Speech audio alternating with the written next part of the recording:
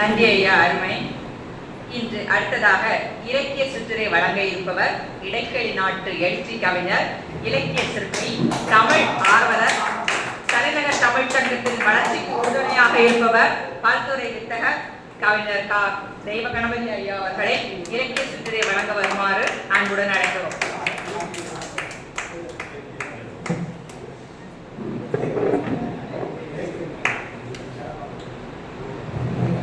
தித்திக்கும் தெல்லமுதே, தெல்லமுதின் மேலான முத்திக்கனியே, என் முத்தமிழே, நீ என் நாவில் வந்து குடியேற நின்னை வாழ்த்தி வணங்குகின்றேன். எனது குரு முகிலையார் உள்ளிட்ட சான்றோர் அவையை வணங்குகின்றேன். இன்றைய நிகழ்விலே எழுந்து நின்று அழகாக வந்து ஒரு இளைஞனை போல ஒரு முன்னிலை உரை நிகழ்த்திய வள்ளல் ஆவி செல்லப்பரெட்டியார் அவர்களே, எப்பொழுதுமே எங்களுக்கெல்லாம் பாடம் எடுக்கும் போது அமர்ந்து கொண்டேதான் இருப்பார். அது எங்கள் குரு. அவர் அமர்ந்து கொண்டு எடுக்கக்கூடிய ஆசிரியர். என்னமோ தெரியவில்லை, தலைநகர் தமிழ்ச்சங்கம் வந்த பிறகெல்லாம் நின்று கொண்டே பாடம் எடுக்கிறார். அவரை வணங்குகின்றேன். திருமிகு பேராசிரியர் முகிலை ராஜபாண்டியன் ஐயா அவர்களே, நல்லதொரு தலைமை உரை ஆற்றி சென்றிருக்கக்கூடிய அவர்கிட்ட நான் என்ன சொல்றதுன்னே தெரியல. அவர் என்ன சொல்லிட்டாரு, எனக்கு முன்னாடி நான் ஒண்ணு போடணும்னு நினைச்சேன். ஆனா இவரை பார்த்தா ஏற்கனவே தெய்வ கணபதி இருக்கு. கணபதினாலே தெய்வம் தான். இதுல தெய்வ கணபதி வேற வச்சிருக்காரு. இவரை நான் என்னன்னு சொல்றது அப்படின்லாம் சொல்லிட்டு போயிட்டாரு. உண்மையில் நீங்கள் எங்களுக்கு முன்னவர். உங்களுக்கு அடைமொழிகள் தேவையில்லை. நாங்கள் உங்களை பின்தொடர்பவர்கள். எங்களுக்கு முன்னோட்டு தேவைப்படுகிறது உங்கள் பெயரோடு சேர்த்து. அதனால் பாவலர் மா கணபதி ஐயா அவர்களே, நல்லதொரு வரவேற்புரை நிகழ்த்திய கவிஞர் அதியமான் ஐயா அவர்களே, நன்றியுரை ஆற்ற இருக்கக்கூடிய செல்வி ஆ. சிவமதி அவர்களே, இங்கு நடக்கக்கூடிய நிகழ்ச்சிக்கோ அல்லது தலைநகர் தமிழ் சங்கத்துக்கோ ஒவ்வொரு நாள் உறுதுணையாக செயல்பட்டு கொண்டிருக்கக்கூடிய தலைநகர் தமிழ் சங்கத்தின் பொறுப்பாளர்களில் ஒருவரான கவிஞர் திரு மா. ராசு ஐயா அவர்களே, நடக்கின்ற நிகழ்வுகளை எல்லாம் அழகாக படப்பிடித்து கொண்டிருக்கக்கூடிய பொறியாளர் கோ. தட்சிணாமூர்த்தி ஐயா அவர்களே, தலைநகர் தமிழ் சங்கத்துக்கு தூணாக விலகி கொண்டிருக்கும் அல்லது தலைநகர் தமிழ் சங்கத்தையே தாங்கிக் கொண்டிருக்கும் கவிஞர் பெருமக்களே, ஏன் போன்ற சிறுவர்களுடைய சொற்பொழிவுகளை கேட்டு மகிழ்வதற்காக வருகை தந்திருக்கும் சுவைஞர்களே, நிகழ்ச்சியை அழகாக தொகுத்து வழங்கிக் கொண்டிருக்கும் என் மூத்த சகோதரி திருமதி தா. வாசுகி அவர்களே, மூத்தமுதாயா, உங்கள் அனைவருக்கும் எனது வணக்கத்தை கூறி எனது சிற்றுரையை தொடங்குகின்றேன். பாருங்க, நானு எப்பொழுதுமே வரவேற்புரை, நன்றி உரை அதை மட்டும் போடுங்க ஐயா, வேற உரை வானான்னு சொல்லி கேட்டுப்பேன். ஆனா என்ன காரணமோ தெரியல, இந்த மாதம் தெரிந்து செயல் வகையை பற்றி பாடம் எடுக்க போகிறார். தெரிந்துதான் செய்தாரா, ஏதோ செய்து விட்டாரா என்னை முடிப்பதற்கு என்று எனக்கு தெரியவில்லை. ஆனாலும் நான் இன்றைய சிற்றுரையை நிகழ்த்துவதற்கு ஒரு தலைப்பை தேடிக் கொண்டிருந்தேன். என்ன தலைப்பை கொடுக்கலாம் என்று யோசித்த போது எனக்கு அல்லது நான் பேசுவதற்கு, நான் கவிதை வாசிப்பதற்கு எப்பொழுதுமே முதன்மையாக அழைக்கின்ற என் தமிழை பற்றி வாசிக்கலாம் அல்லது ஒரு உரையாற்றலாம் என்று தோன்றியது. நான் எப்பொழுதுமே கூறுகின்ற வாக்கியம் தித்திக்கும் தெல்லமுதே தெல்லமுதே மேலான முத்திக்கனியே என்று உரைப்பேன். அது தூது இலக்கியத்தில் இருந்து எடுக்கப்பட்ட ஒரு வரி. அந்த வரியை மையமாக கொண்டு தூது இலக்கியத்தை பற்றி பேசலாமே என்று எண்ணினேன். என்னுடைய பேச்சுக்களை நீங்கள் கேட்க வேண்டும் என்று அவசியமில்லை. சத்தியவாடி ஐயாவன்னா எல்லாருக்கும் கேளுங்க அப்படின்னு சொல்லலாம். ஆமா, எனக்கு அப்படி இல்லை. நீங்க அங்கங்க சலசலப்பா இருந்தீங்கன்னா நான் கொஞ்சம் வேகமா ஓட்டிட்டு போயிடுவேன். அதனால கேட்க வேண்டும் என்று முக்கியமில்லை. கேட்பவர்கள் கேட்கலாம். அங்கங்கே சலசலப்போடு உங்கள் மூளையை மட்டும் இங்கே வைத்திருப்பவர்களும் வைத்திருக்கலாம். ஆக நாங்கள் எல்லாம் பள்ளியில் பாடம் எடுக்கும் ஆசிரியர்கள். மாணவர்கள் பல தரப்பட்டவர்கள் இருப்பார்கள். எப்படிப்பட்டவர்களாக இருந்தாலும் நாங்கள் பாடம் எடுத்துதான் ஆக வேண்டும். இன்று இருக்கும் சூழலில் அவர்களை கண்டித்தோ அடக்கியோ எங்களுடைய ஆளுகைக்குள்ள கொண்டு வர முடியாது. அதனால் சிறுவர்களையே கண்டிக்க முடியவில்லை. நீங்கள் எல்லாம் மூத்த அறிஞர்கள், உங்களை கண்டிக்கின்ற உரிமை இருக்கிறது. ஆனால் அன்பாகத்தான் கண்டிக்க வேண்டும். உங்களை கண்டிக்கவும் முடியாது. அது மட்டுமல்ல, நான் சொல்லக்கூடிய செய்திகள் எதுவுமே புதியதல்ல. நம் முன்னோர்கள் சான்றோர்கள் எல்லோரும் சொன்ன செய்திகள் தான். உங்கள் செய்திகளுக்கு ஏற்கனவே கேட்ட செய்திகள் தான். ஆனாலும் என்னுடைய பேச்சின் வாயிலாக சிறிதளவாக உங்களுக்கு அதை நினைவூட்ட ஆசைப்படுகின்றேன். வேறொன்றும் இல்லை. தூது இலக்கியம் பற்றி நான் சிந்திக்கும் போது கவி காலமேகம் என்னுடைய நினைவுக்கு வருகின்றார். கவி காலமேகம் ஐயா ஒரே ஒரு எழுத்து வரிசையை கொண்டு, அதாவது தகர வரிசையை கொண்டு தூது இலக்கியத்தை பற்றி அல்லது தூது அனுப்புவதை பற்றி ஒரு அற்புதமான செய்யுளை பாடியிருக்கின்றார். அந்த செய்யுளுக்கு மட்டுமே பொருள் சொல்லலாம் என்ற எண்ணத்தில் நான் இன்று வந்திருக்கின்றேன். இலக்கிய சிற்றுரை அல்லவா, அதனால் ஒரு பாடல். ஆனால் பாருங்கள், தூது இலக்கியத்தை பற்றிய ஒரு முன்னோட்டத்தை கொடுத்துவிட்டு அதன் பிறகு அந்த பாட்டுக்குள் செல்லலாம் என்று கருதுகின்றேன். தமிழ் மரபில் தூது இலக்கியங்கள் மொத்தமாக 96 சிற்றிலக்கிய வகைகளுக்குள் ஒன்றாக கருதப்படுகின்றது. இந்த 96 சிற்றிலக்கிய வகைகள்ல தூது மட்டும் தனியானதா என்றால் இல்லை. 96 சிற்றிலக்கியங்களும் ஒன்றோடு ஒன்று பின்னி பிணைந்தது. தூது பற்றி சொல்லணும்னு சொன்னா அதுக்கு முன்னாடி நாம உலா பத்தி தெரிஞ்சுக்கணும். உலா இல்லாம தூது இல்லை. நம்ம இலக்கியத்துல பெரும்பாலும் அரசர்களோ தெய்வத்தில் சிறந்த ஒரு தேவர்களோ மக்களுள் சிறந்த மனிதர்களோ தாங்கள் ஆளுகைக்கு உட்பட்ட ஒரு நகரை, ஒரு கிராமத்தை அல்லது ஒரு ஊரை சுற்றி வலம் வருகிறார்கள்.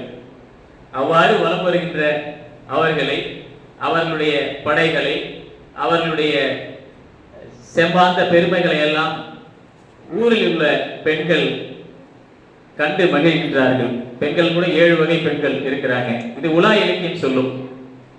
அவ்வாறு 7 வகை பெண்களும் அவர்கள் உலா வருகின்றவர்கள் மீது மையல் கொள்கிறார்கள். இதுல தலைவன் தலைவி என்றுதான் சொல்லப்படுகிறது. அப்படி பார்க்க போனால் தலைவன் என்பவன் வீரனாகவும் இருக்கலாம், அரசனாகவும் இருக்கலாம், ஒரு சாதாரண மனிதனாகவும் இருக்கலாம் என்பதை நாம் எடுத்துக்கொள்ளலாம். ஆக உலா வருகின்ற அந்த தலைவனை கண்டு மையல் கொள்கின்ற 7 வகை பெண் வீரும் தங்களுடைய மையலை அல்லது காதலை எவ்வாறு தலைவனிடத்திலே சென்று சேர்ப்பது என்று தயங்குகிறார்கள். அவ்வாறாக தயங்கும் பொழுது அவர்களுக்கு ஒரு உதவியாகவோ அல்லது ஒரு கருவியாகவோ செயல்படுவதுதான் தூது என்கின்ற சொல்லாகவும் அது செயலாகவும் நான் பார்க்கின்றேன். பாருங்கள், தலைவன் தன் காதலை தலைவனிடம் தெரிவிக்க வேண்டியோ அல்லது தலைவன் தன் காதலை தலைவியிடம் தெரிவிக்க வேண்டியோ தூது அனுப்புவது அக தூது என்று வகையறுக்கிறார்கள்.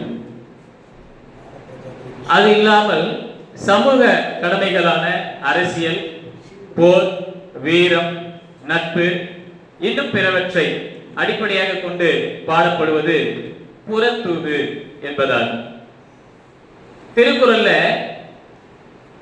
பொருட்பால் பகுதியில எனக்கு தெரிஞ்ச 69வது அதிகாரத்துல திருவள்ளுவர் தூது அப்படின்னு ஒரு அதிகாரம் வச்சிருக்கிறார். பாருங்க, அந்த தூதுங்கிற அதிகாரத்துல ஒரு அரசுக்கு தூது செல்பவர்களுடைய தகுதிகள், அவருடைய கடமைகள் பற்றி அற்புதமா விளக்கிறாரு திருவள்ளுவர். அந்த திருவள்ளுவர் சொல்லும் பொழுது தூதுவரை 2 வகையா பிரிச்சுக்கிறார். ஒருத்தரை தான் வகுத்து கூறுவான் அப்படின்னு சொல்றார், இன்னொருத்தரை கூறியது கூறுவான் அப்படின்னு சொல்றார். தான் வகுத்து கூறுவான், கூறியது கூறுவான் அப்படின்னு தூதுவர்களை 2 வகையா பிரிச்சுக்கிறார். அதுல அவர் சொன்ன அந்த 10 குறட்பாக்கள்ல எனக்கு ஒரு குறள் பிடிக்கும். கடன் அறிந்து, காலம் கருதி, இடனறிந்து, எண்ணி உரப்பான் தலை அப்படின்னு சொல்றாரு திருவள்ளுவர். அதாவது இந்த பொருள் எல்லாம் உங்களுக்கு தெரிஞ்சதுதான், நான் சொல்ல வேண்டிய அவசியம் இல்லை. பாருங்க, ஆற்ற வேண்டிய கடமைகளை எல்லாம் அறிந்து அதற்குரிய காலத்தையும் இடத்தையும் தேர்ந்து சொல்ல வேண்டியதை தெளிவாக சிந்தித்து சொல்பவனே சிறந்த தூதுவன் அப்படின்னு சொல்றார். நாம இதையெல்லாம் கொஞ்சம் சிந்திச்சு பார்க்கணும்.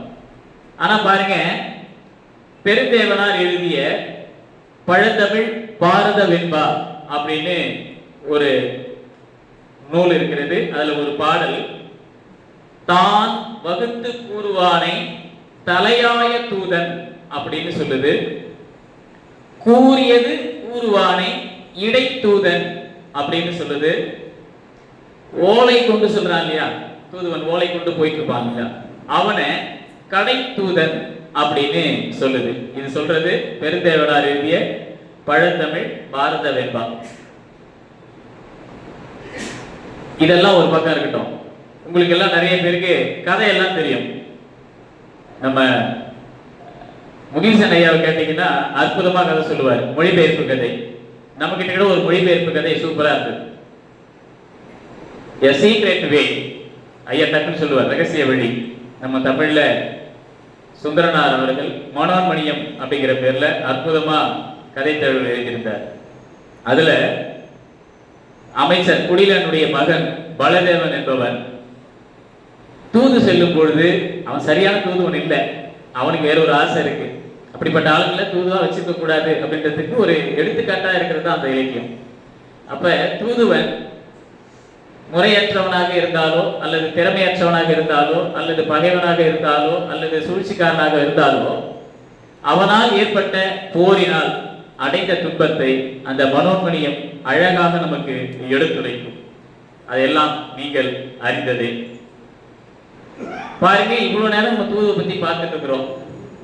தூதுவை யார்கிட்ட அனுப்பலாம் அப்படின்னு பார்க்கும்போது, தோழி, உயர்திணையில் தோழி, தாய், அறிஞர், விரலியர் போன்ற உயர்திணை தூதுவர்களை தவிர அக்கிரிணை பொருள்களையும் தூதாக அனுப்புவது வழக்கமாக இருக்கிறது. உயர்திணை பொருளை அனுப்பும் போது நமக்கு தெரியும், நம்ம சொன்னா அப்படியே கொண்டு போய் சொல்லுவாங்க, நம்பிக்கையான ஆள்கிட்ட சொல்லலாம். அக்கிரிணை பொருள்கள் கிட்ட இதுதான் தமிழின் மாட்சிமை. தமிழின் மாட்சிமை பாருங்க, பேசாத பொருள்களை கூட, இயற்கை பொருள்களை கூட பேசுபவனவாக எண்ணி அவற்றை தூதாக அனுப்புகின்ற ஒரு மரபு நம்ம கிட்ட, நம்ம இலக்கியங்கள்ல, தமிழ் இலக்கியங்கள்ல அதிகமா செறிந்து கிடக்கிறது. பாருங்க, அந்த மாதிரி அனுப்பக்கூடிய சில பொருட்களை நான் உங்களுக்கு நினைவூட்டுகிறேன். உங்களுக்கு தெரியும், இருந்தாலும் நினைவூட்டுறேன். அன்னம், மயில், கிளி, குயில், அப்புறம் பூவைன்னு சொல்லக்கூடிய நாகனவாய் புல்.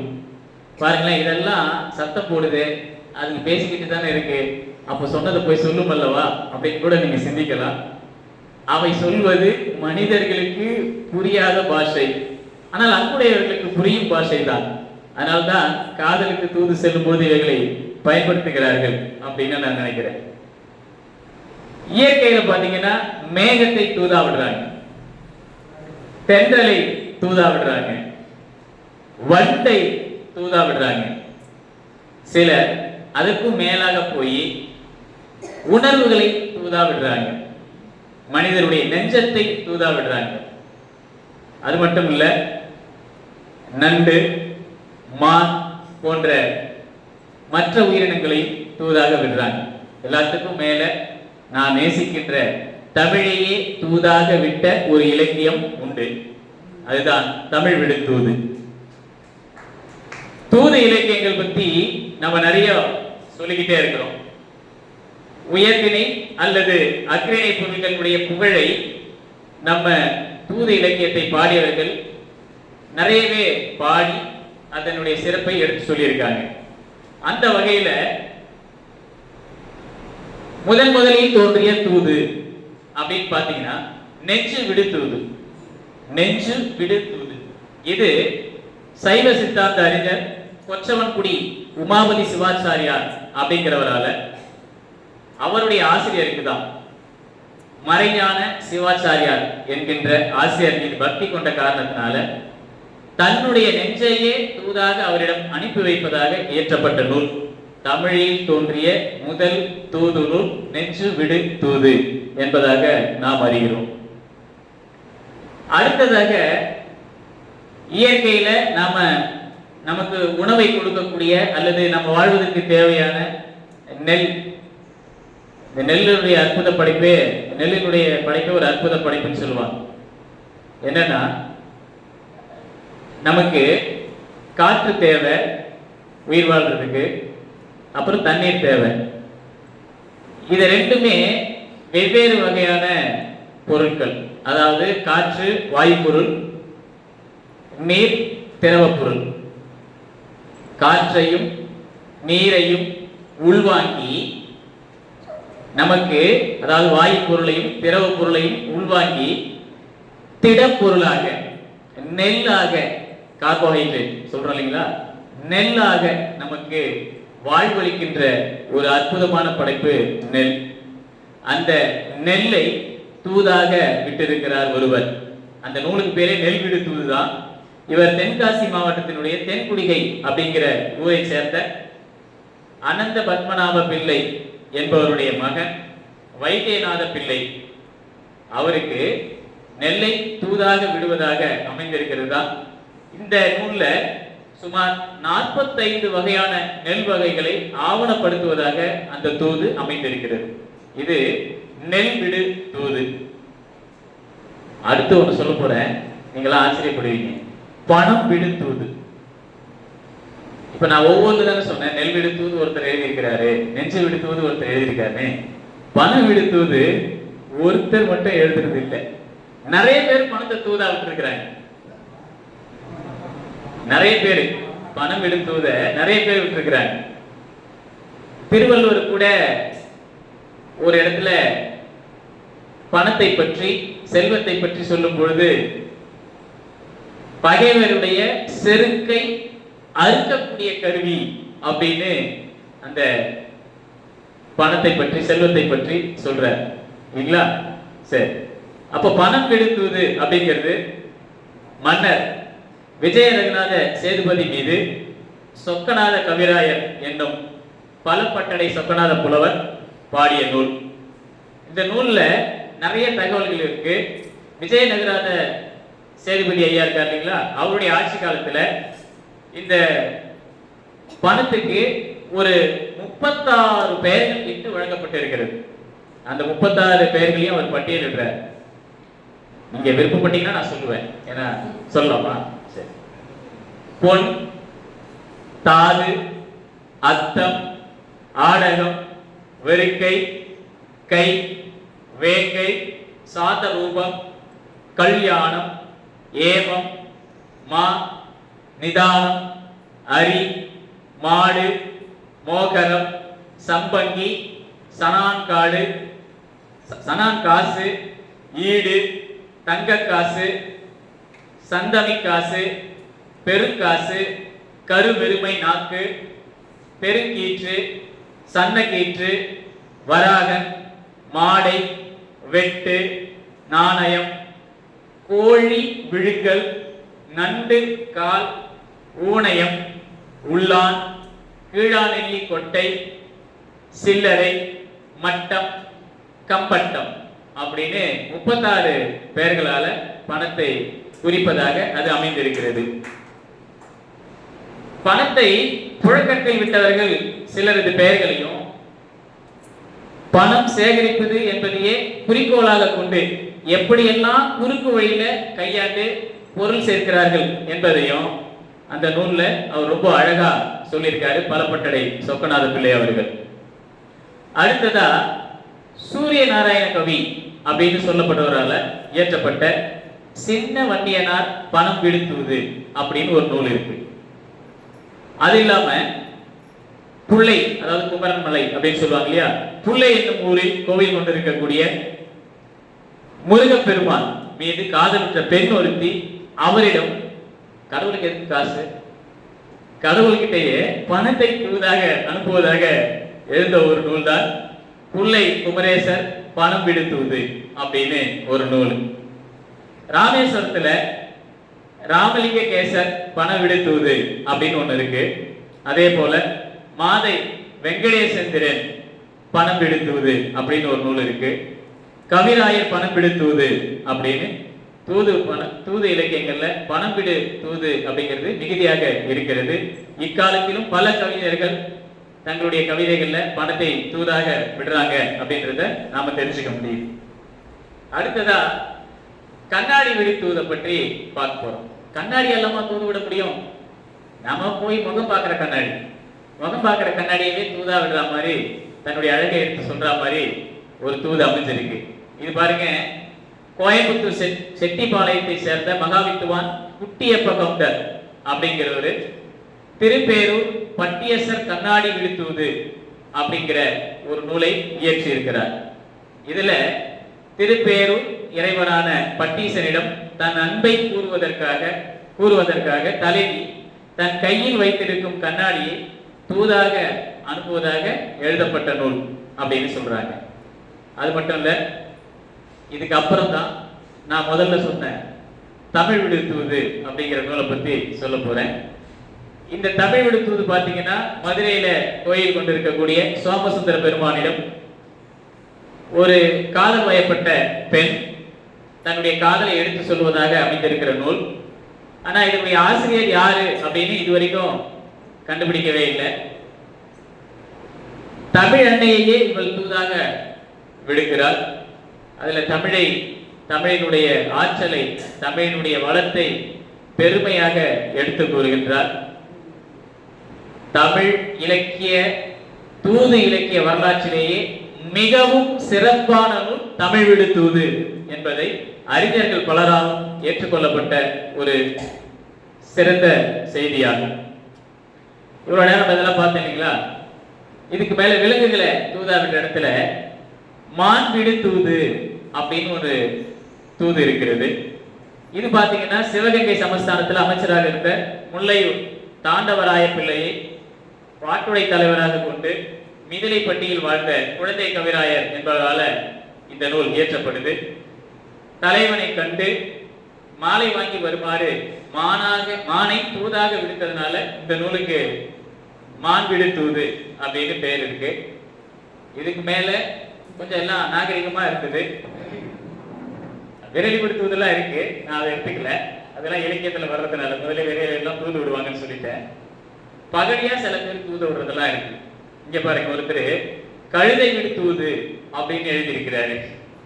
மிதிலைப்பட்டி சிற்றம்பல கவிராயர் நமக்கு பகைவனாகிய ஒருவன் மீது நையாண்டியாகவும் வசைப்பாடுவதற்காகவும் இந்த நூலை பாடியிருக்கிறாரு. அது கழுதை விடுத்துவது. இதோட புகையிலை விடுத்துவது அப்படின்னு ஒரு தூது இருக்கு. அது மட்டும் இல்லாம செங்குந்தர் துகை விடு தூது இருக்கு, காக்கை விடு தூது இருக்கு.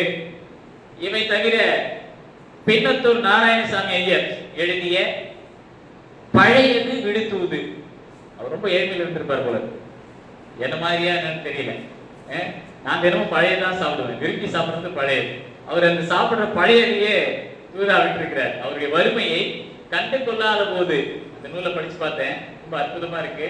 தன்னுடைய வறுமையை கண்டு கொள்ளாத போது அரசருக்கு பழையதையே தூதா விடுறார்.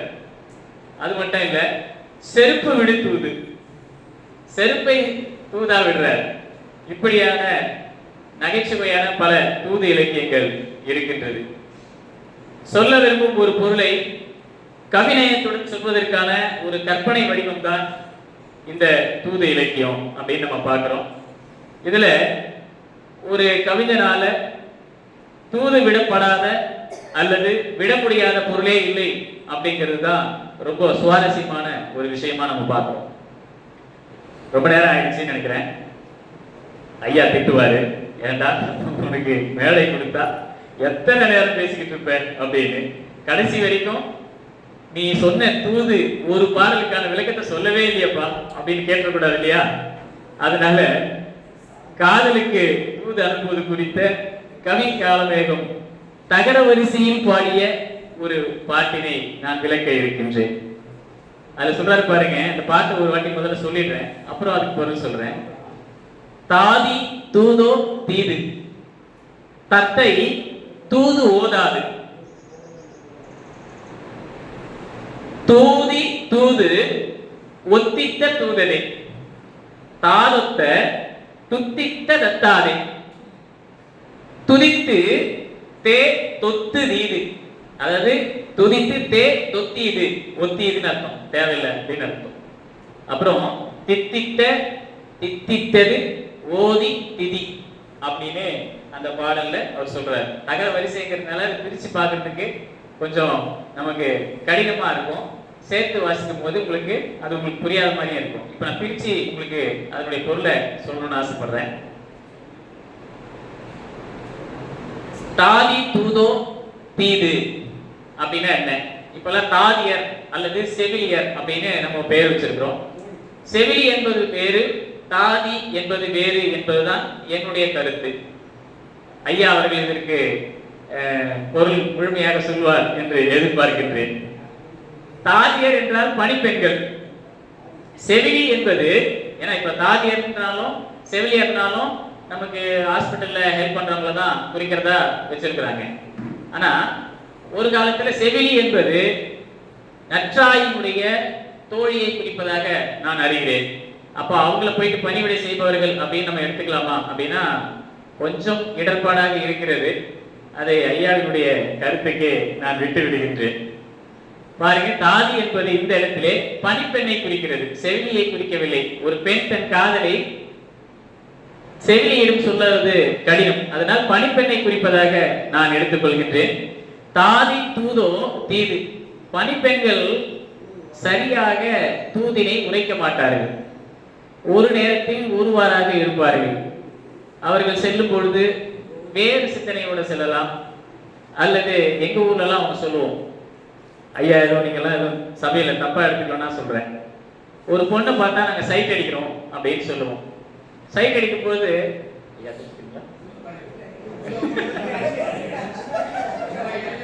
ஆமா காதலை எடுத்து சொல்லுகின்ற போது ஃப்ரெண்டு கிட்ட போயிட்டு, தம்பி இல்ல நண்பா நீ போய் சொல்லிட்டு வா அப்படின்னு சொன்னா ஒரு பிரச்சனை இருக்கு. சொல்ற போக்குல பொண்ணு கொஞ்சம் நல்லா இருந்ததுன்னா அவன் கூட்டிட்டு போயிட்டானா நாம என்ன பண்றது? அதனால நண்பனை விட்டு காதலை சொல்லக்கூடாது. அப்ப காதலை எப்படி சொல்றது? அதுக்குள்ள ஒரு நிறைய வகை சொல்றாரு பாருங்க. அதனால பணிப்பெண்களை விட்டு தூது சொல்வது தீமையில் முடியும். அதனாலதான் அவர் சொல்றாரு தாதி தூதோ தீது. அடுத்து சொல்றாரு தத்தை தூது ஓதாது அப்படின்னு சொல்லிடுறாரு. தத்தைனா உங்களுக்கு தெரியும், கிளி. கிளி போய் தூது சொல்லுமா? சொன்னதை சொல்லுமாம் கிளிப்பிள்ளை. ஆனா நீங்க சொல்லும் போதுதான் அது சொல்லும். இது அங்க கொண்டு போய் சொல்லுமானா போறதுக்குள்ள அது மறந்து போயிடும். அங்க என்ன சொல்றாங்களோ அதை தான் சொல்லும். அதனால தத்தையும் தூதை எடுத்து சொல்லாது. தூதி தூது ஒத்தித்த தூததே. நான் முன்னாடி சொன்ன பாத்தீங்களா, ஃப்ரெண்டை அனுப்புறோன்னு ஒரு தோழியை அனுப்புனா டக்குன்னு போய் தூத்து சொல்லிட மாட்டா. இவன் நல்லவனா கெட்டவனா, ரொம்ப நல்ல ஆளா இருந்தா நாம பிக்கப் பண்ணிக்கலாமே, அவன் எப்படிப்பட்டவனா இருப்பான் இப்படின்னு சிந்திக்கலாம். அல்லது இவன் நம்ம கூட தான் இருக்கிறா, இவனுக்கு இப்படிப்பட்ட ஒரு ஆள் கிடைக்கிறதா அப்படின்னு கூட பொறாமையில கூட அந்த தூதினை சரியாக எடுத்து சொல்லாமலோ அல்லது சொல்லவே முடியாமலோ போகலாம். அதனால தூதி என்பது இந்த இடத்துல தோழியை குறிக்கிறது. தூதி தூதோ ஒத்தித்த தூததே, காலம் தாழ்த்தும் தூது அப்படின்னு சொல்றாரு. அப்ப என்னதான் பண்றாரு? அடுத்த லைன்ல சொல்றாரு பாருங்க, தாது ஒத்த துத்தி தத்தாது. எனக்கு காதல் வந்துருச்சு, அந்த பெண்ணுக்கு காதல் வந்துருச்சு. காதல் வந்த பிறகு அந்த காதலினுடைய மிகுதியினால அவ மேல பசலை படர ஆரம்பிக்கிறது. இந்த பசலை படராமல் இருப்பதற்கு என்ன செய்யலாம்? நமக்கெல்லாம் தெரிஞ்சது ஒன்னே ஒண்ணுதான், எதுவுமே வழி தெரியலன்னா அப்பா சாமி கடவுளே என்னை காப்பாத்துப்பா அப்படின்னு சொல்லிடுவாங்க இல்லையா? ஆனா காதல் மட்டும் அது கூடாது அப்படிங்கிற, அதுதான் சொல்ற, இந்த பூந்தாதை ஒத்த பசலை நிறம் தன் மேலே படராமல் இருக்க தே துதித்த தொத்து தீது அப்படின்னு சொல்றார். தெய்வத்தை வணங்கி நிற்பதும் தீமையானது. தெய்வம் முடிச்சிருங்க அப்படின்னா அந்த பசலை படராமலா இருக்கும் முடியாது. தெய்வம் சொல்லுமா என்பது இங்கு வேறொரு கேள்விக்குறியாக இருக்கிறது. அதனால தெய்வத்தை நம்பி இருப்பதும் தவறானது, தீது அப்படின்னு சொல்றார்.